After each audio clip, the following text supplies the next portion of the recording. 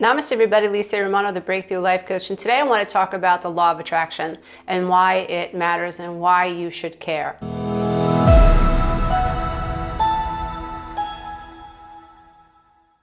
It's not a bunch of hippy-dippy, flighty-mighty, hoity-toity stuff when you break it down and you consider quantum mechanics.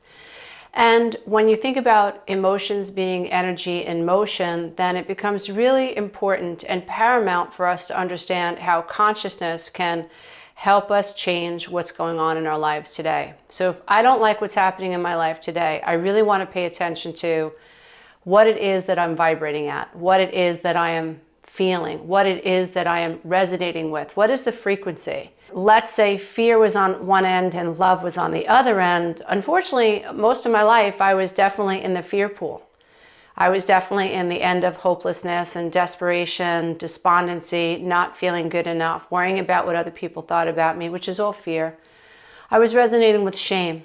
I was resonating with this idea that I needed validation, that I needed someone outside of me to tell me that I was okay. And that was a mirror for growing up as a little girl and a child with parents who didn't get it.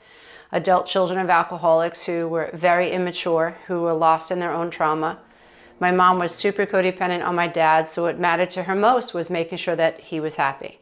And what mattered to my dad most, sorry dad, but it's true, was making sure that dad was happy. And if dad was happy, mommy was happy. And as long as dad was happy, mommy was happy. And so therefore, we weren't allowed to be unhappy. And if you remember what it was like to be a child, it's a very frustrating thing to be a child because people are in control of you and you can't control your environment. And you are susceptible and vulnerable to what people say, what people think, and how they feel about you. When you're a child, you are strapped to a car seat against your will. You are forced to eat things that you don't want to eat. You are forced to go to school for how many hours a day, and it's so unnatural because children are all limbic and they need to express themselves, yada, yada, yada. And if you factor in trauma, if you factor in emotional neglect, if you factor in some type of malevolent behavior towards a child, it's really a recipe for disaster. And so it makes sense for us to pay attention to how we feel, because what happened to us as children does mirror in our adult relationships. It has to, because what happened to us as children develops neural pathways. It is the reason why we think the way we think, why we feel the way we feel, and what we believe. It is also why we see what we see. The fact of the matter is that the human eye can only see about 4% of what is actually happening in so-called reality. That's a really sobering thing to think about, right? Because it's like, well, what else is happening that I can't see? Tons. What we see generally is what our ego or our mind has been designed to think is important. And our brain, the reticular activating system, actually filters out what the brain thinks or has been conditioned to think is unimportant. Super, super useful information if you apply it to our emotions. Because if I am raised to believe that I am not good enough, then that's what I see in the outer world. And unfortunately, that's who I attract, right? Because I can't attract someone in my outer world who sees value in me if I don't see value in me. Just that fact that I'm looking for someone to see value in me means that I do not see value within me, which means that I'm only going to be able to see in reality situations and people and dynamics and experiences that mirror what I see on the inside. Now, when this all started to come together for me, it was like light bulb moment, breakthrough moment, breakthrough moment. And it was truly transformational. Because aside from what my Catholic upbringing told me to believe, which was you are a sinner, and I don't mean to insult anybody, and that is not my agenda. I think believing in a higher power is amazing. I personally believe in a higher power. I don't believe that we're here by accident. What served me was believing that I'm an extension of the divine, that I am worthy just because I exist. And that there is potential in me as there is potential in the caterpillar who knows that it's time to go into the darkness, to even create his own little cocoon or her own little cocoon. And not even knowing, going into the complete unknowing, accepting the unknowing, right? And how this amazing caterpillar accepts its death as a caterpillar and emerges this amazing butterfly. So I use that as a metaphor to explain what I think is our journey, that each of us has that potential in the first part of our life up until at least the mid-30s. And if you awaken before then, that's really, really great and you're very lucky. But I've seen in my own life and my children as well as my clients that around the age of, between the ages of 30 and 35, something starts to happen. We're looking for a deeper meaning to life. And it's around that point where we start wondering, like, what is this all about? So if we've been married really young, we start to wonder, like, is this relationship all there is? Or is this what I'm supposed to be doing for the rest of my life? Or is there more? And I think that's really important. And if a relationship can sustain that period of time and both people can manage to withstand that transformational period for both people, I think that's amazing. And I do think that can happen. But sometimes what ends up happening is when we get married young or we fall into relationships young and we're unaware that we're unaware, we don't know that we have this unknowing reality, that we really don't know ourselves, we really don't know about life, we really don't know the things that we need to know to make life decisions that are based more on self-awareness. Like, I know who I am now. I know what I want to do with my life. I know what brings me meaning, right? Without not knowing, you don't know. It was only because I didn't know myself that I now know myself. And that's really important. That's why I get kind of like, the hair at the back of my neck stands up sometimes when I hear people talk about like an ego death. It's really not an ego death. We need ego. Ego is very necessary. Ego allows us to figure out them and me and us and we and what I like versus what someone else likes. It allows me to develop autonomy and individuality.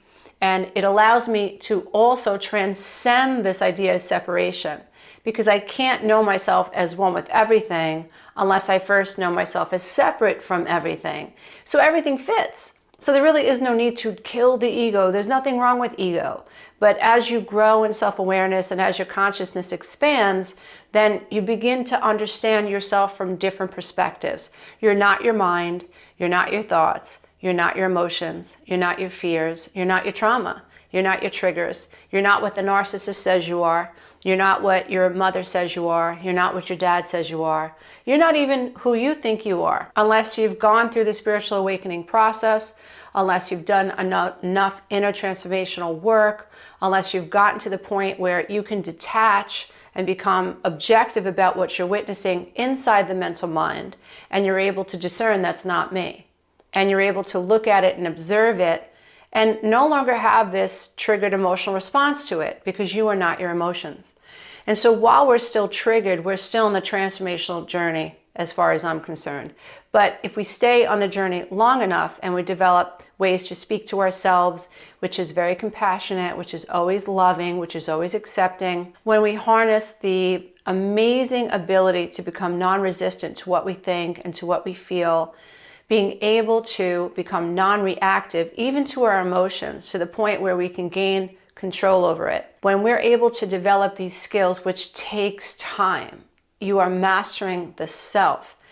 But the wonderful thing is that if you understand how the laws work, how the quantum laws of the universe operate, then you understand the benefit of doing all this hard work. We can sustain anything once we have a meaning, once we have a reason for doing this work. I get up every day and I manage my emotional set point because I see the benefit. I understand I have a why. Why am I getting up every day? What is my passion? What's the purpose of this life that I have? And because I know what those things are, I know the answers to those questions, then the how becomes easier. And so just for instance, I wanted to show you, I took out all of my journals. These are just a few of the journals. These aren't all of them, right? Well, these are all of them that are in this office, but I have many more in another space in my home. But these are my journals, and these journals are full from cover to cover of things that I've gone through in my life. Like, what am I struggling with? And I stick with it until I get to the core. And some of those cores are, what are you trying to control? What are you in resistance to? What do you not want to see? What is the programming that's making this hard for you to let go of this?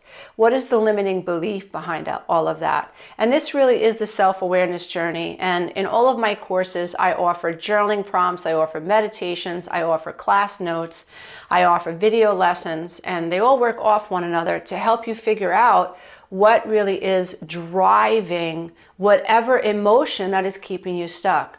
And it's absolutely transformational when you do this work. However, everything changes and becomes clearer when you understand how the law of attraction really operates.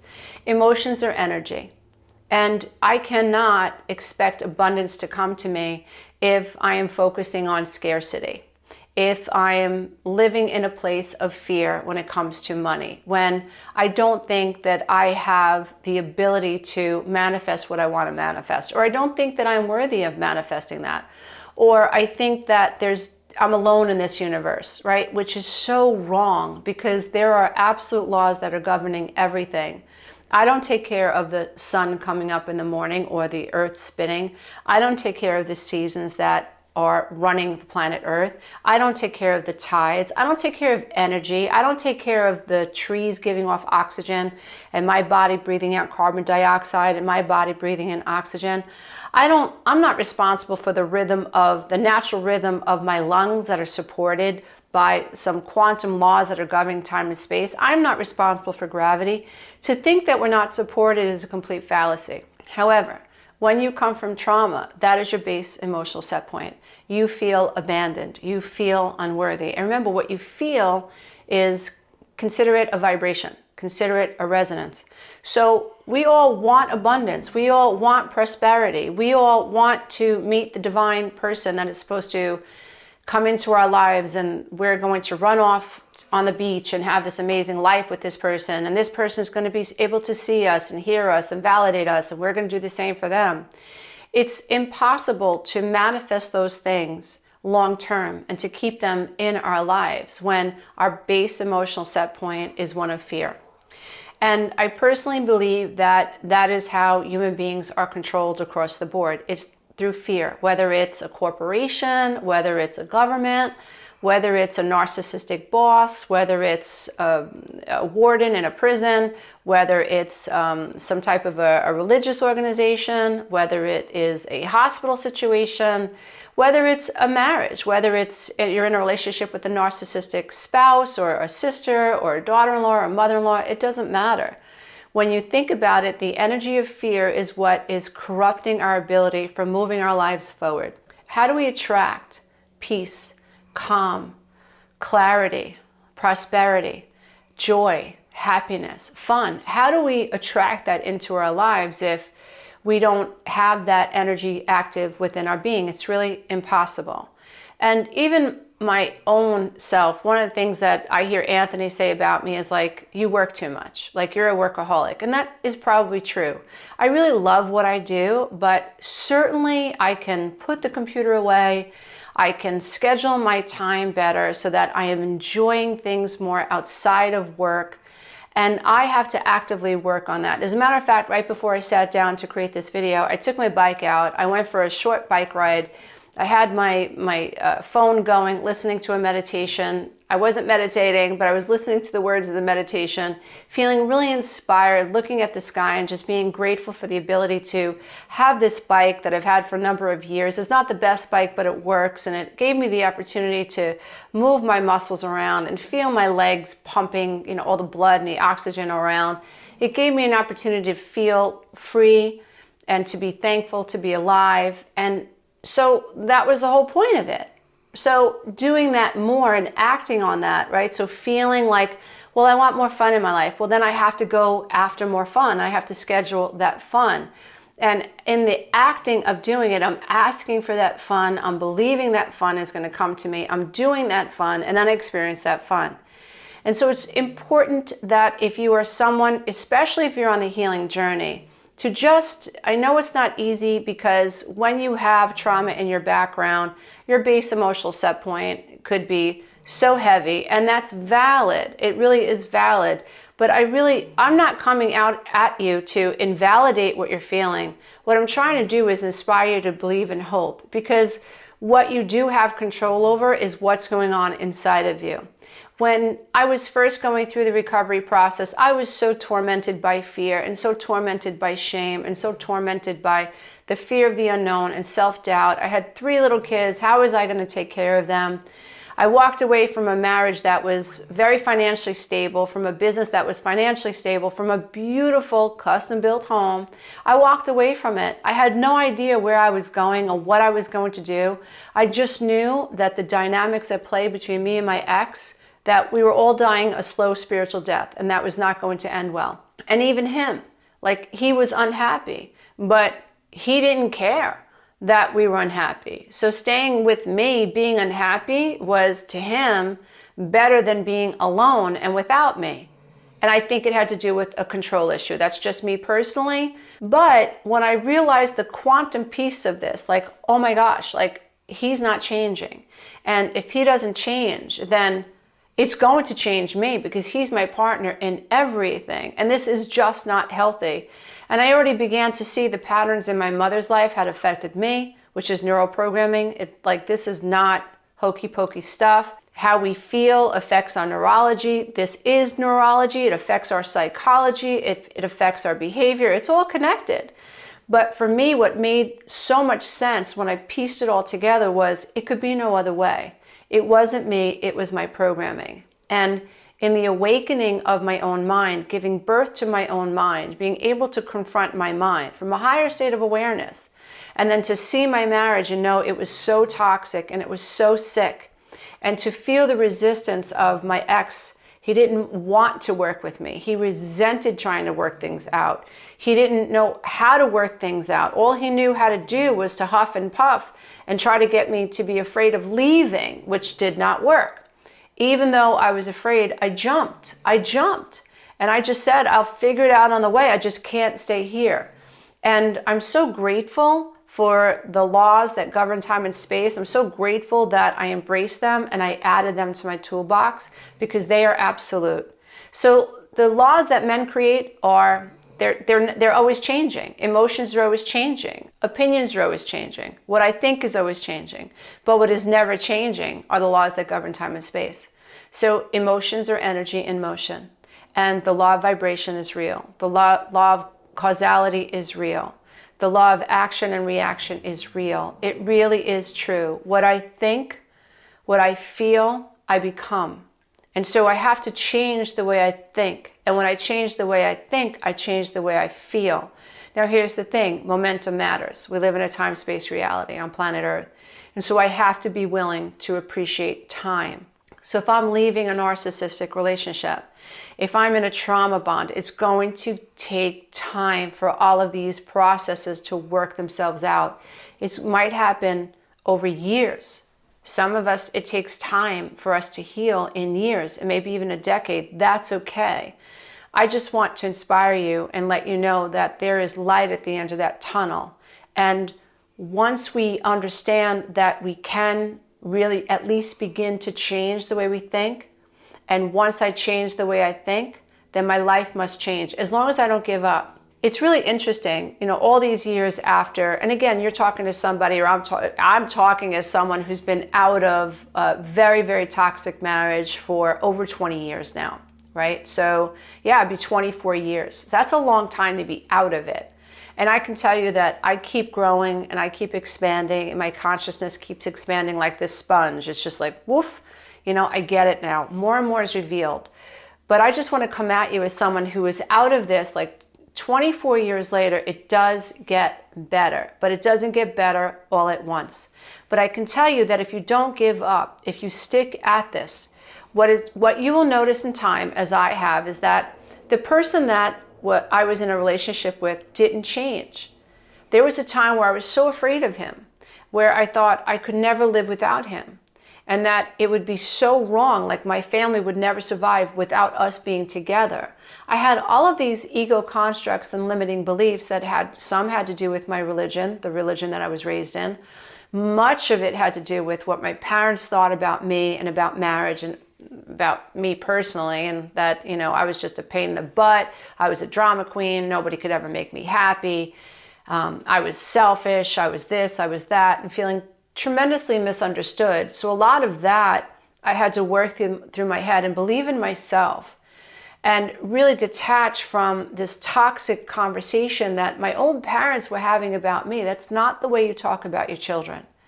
And so when I began to just honor myself, which was so hard, it was like ripping my skin off. It was like me facing all of my abandonment fears, all of my trauma, and saying my whole life, all I've ever wanted was to be loved and accepted by you, mom and dad. And I know that's never going to happen. And I know when I walk out this door and I begin divorcing this person that you love so much, here it comes. You're going to use it as validation to say, see, we always told you she was too much. She was a drama queen. She was this. She was crazy. And they were going to use it as ammunition. But I faced that fire and I started to believe in myself because I started to understand on a very deep level that until I believed in myself, I was never going to be happy. That I had to get back in touch with my own guidance system. And I couldn't let the people that I loved jack with that anymore. I couldn't let childhood programming jack with how I saw myself. I had to get back in touch with my own guidance system. And what that meant was that I had to face all of the dragons within myself, all of the fears, the little child inside of me that begged me, please don't let go of mommy. Please don't let go of this fantasy. Please don't do this. Daddy's going to get mad. Your sister's going to walk away. Your brother's going to walk away. Everybody's going to hate you. I had to face all of those fears and essentially tell my inner child. And it's amazing that we can do this, but I was able to do it from a higher state of awareness once I understood I was not my programming. This little bit of space showed up in my consciousness. I was like, I have to be the parent to my inner child. I have to be the alpha and the omega. I have to be the person, the thing, the entity, the essence that my inner child knows is here for her. This entity that I am has to be enough. And I have to let my inner child know that even though I don't see the path, but I can see the doorway, I don't see the path, we're going to be okay.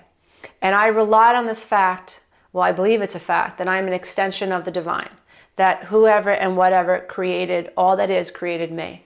And so that must mean I have value. It doesn't mean that I always saw value in myself, and it doesn't mean I always saw value in other people. It didn't mean that my ego was sort of like running the ship and I didn't know what the heck I was doing, because that was the case. And I think that's the case for all of us until we awaken and we really do the deep dive and we have the inner transformation journey. We have one breakthrough after another. And that's nothing to be ashamed of, because that's the way it is for everybody. Even the Bible says man in their birth is actually asleep. We're all born into a sleep state and we remain in this dream state until we awaken. And we can transcend the ego or the mental constructs that make up the ego. We can live in a higher state of consciousness despite what's happening around us. But that takes time. And understanding that the law of attraction works in either direction. So you can align with good or you can align with not so good. You can align with health or you can align with something that's very unhealthy. And both will manifest. The goal really is to, if you are a truth seeker, if you are someone who resonates with this message, if you are really looking to empower your life and get the narcissist's energy out of your life, then maybe this message will resonate with you. Maybe you'll believe in the power of your thoughts. Maybe you'll believe that there is a why. Like, what is your why? Why did you want to leave? Why do you want to change? For me, it was the most empowering thought that came up for me was, my reason for leaving and doing this work is because if I don't, I'm not going to leave my children a healthy blueprint. And that's all on me, because I've already done enough damage with teaching them or resonating with or modeling for them an unhealthy blueprint for how to live their life. Seeking validation, no bueno. Thinking that you're not good enough, living in fear, CPTSD, having someone react to everything that you say and everything that you do, living in fear of what other people think about you. No, I already done enough damage. But when I began to awaken, my why for walking through that door without the path was, I have to take a chance to teach my children something else. And to this day, I'm 58 years old. My kids range from 25 to 34. and my stepchildren are 31 and 36. When we get together, we usually end up having some conversation around the law of attraction. Why? Because when you cut through all the nonsense and you think about yourself as an energy being, you are worthy to receive. But if you don't think and you don't feel, because of your upbringing or because of a toxic relationship, you've been beaten down in your head so much that you don't think that you're worthy, it's really important that you know it's really hard to believe that you are worthy and then to act in a way that suggests that you are. And you should know that. It's not your fault if that is what's happened to you, but you should have a key to knowing that you can still transform your life despite of what's happened in your life and to you, which is not your fault. You need to know what the key is, because if you don't know what the key is, you're not going to reach for it, and you're not going to see a door, and you're not going to have a reason to get up and try something different. You're not going to have a reason to push past the fear or to confront the fear. But if you know that you can, if you know that you are enough, if you know that you can overcome the fear, if you know that by overcoming the fear, by believing in yourself, if you know there's a light at the end of the tunnel, if you know that you can transform your life over time, and like I said, you know, I am not somebody who comes at the healing journey thinking like, oh yeah, you're going to be able to do this in 2 weeks or less. Even my own coaching program, my flagship program, the 12-week Breakthrough Coaching Program, one of the things that I say over and over and over is, please take this course at least 3 times the first year. Why? Because repetition matters. We're trying to create new habits in the subconscious mind. So if you don't think a new thought with momentum, right, for over 28 days, then that neural pathway does not get created in your mind. And so momentum matters, repetition matters. And you want to make sure that you're doing everything that you can to control your mind. Why? Because programs have been controlling you, because your parents have been controlling you, because of your spouse and your siblings and the world outside of you have been controlling you. And you're an individual and you don't have to live that way. You really can become more in control over your current reality and obviously your destiny. Not easy, but at least, dear one, you should know that there are keys. Namaste until next time, as I bow to the love and light that is absolutely in you. Bye for now. Hey, if you love this content, don't forget to check out the next video, and you can go to my website and take the codependency quiz.